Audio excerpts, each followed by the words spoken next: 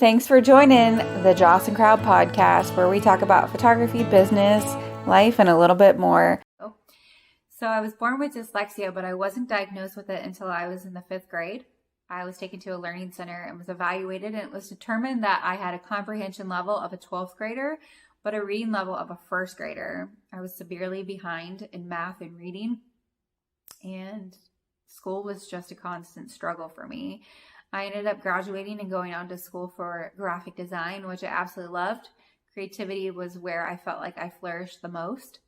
I have went from job to job to job.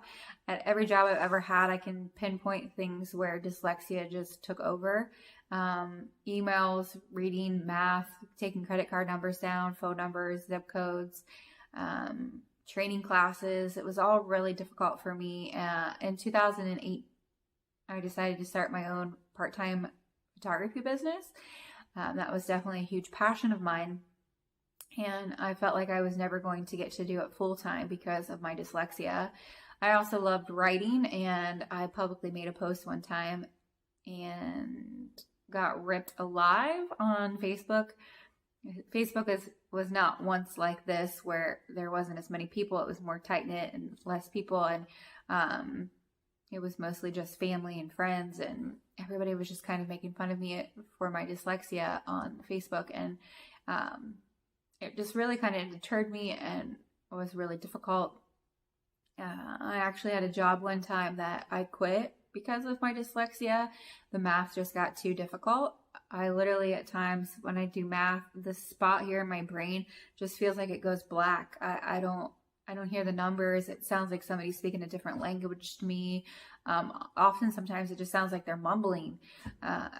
My brain just doesn't compute with math, and reading was really, really slow for me, and I really just wanted to do photography. So in 2015, I decided to start my own photography business and full time, which was terrifying, and having dyslexia made it even worse. It's still a struggle with it, but it's also a gift because I see things differently, and I feel like for what my brain lacks with math and reading, it makes up for it in the creative realm.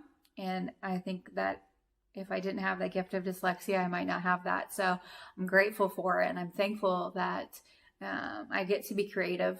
But as a business owner, it's difficult because I have accounting and taxes and blogs that I have to write, and newsletters and social media posts and Instagram posts, and even speaking on video. I can't tell you how many times I've tried to record this and I literally was speaking backwards, so I had to stop.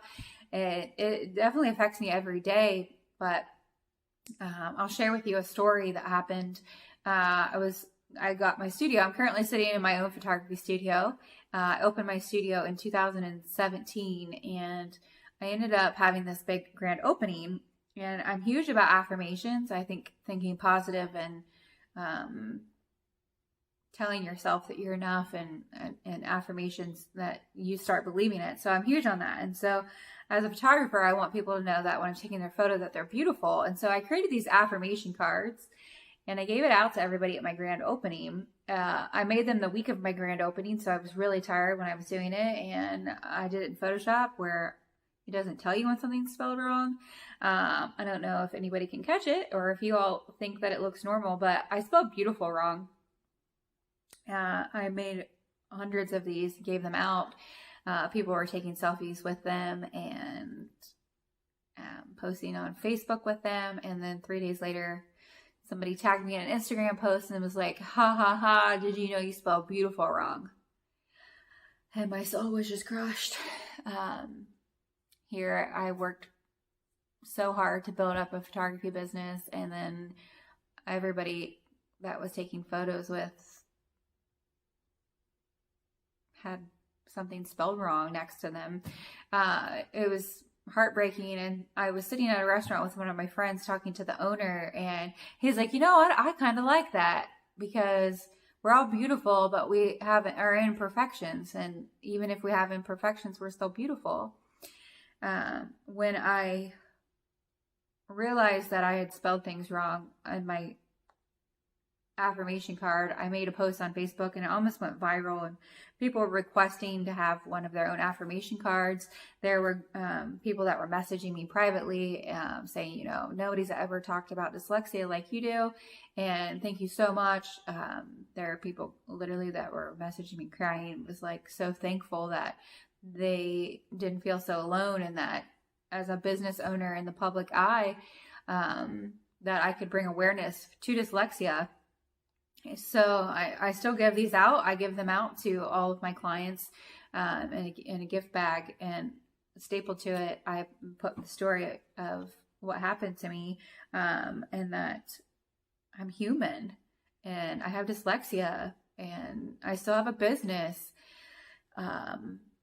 Probably about 6 months after, I was running one day and my phone starts going off, and I was literally on a 4-mile run in the middle of nowhere and burst out in tears as I read that somebody's spouse got a hold of one and posted on Facebook and was making fun of me about how could a business owner make this and actually give it to people with it spelled wrong.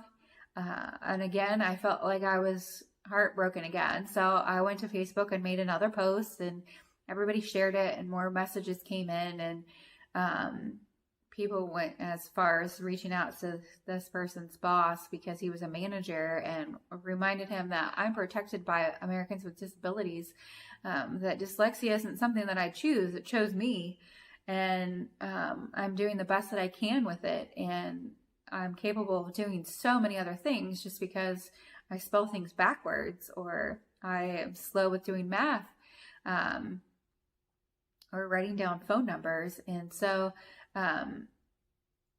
with that being said, is I just want to let you know that I've had 17 jobs, and the best job that I've had is my own. I'm a boss. I don't report to anybody. I get up when I want to get up, and I go to my studio when I want to go, and I schedule my shoots when I want to schedule them. And it's pretty amazing. And dyslexia stopped me for so long chasing those dreams because I felt like I was going to get ridiculed and made fun of, and I was right, and I still keep going. And so today I just want to let you know that you can be your own boss one day. You can be a manager at a job. You can be a VP, you can be a CEO, whatever you want to be, you can be. Don't let anybody ever stop you or tell you differently. Don't let anybody ever let you think that having dyslexia is a bad thing.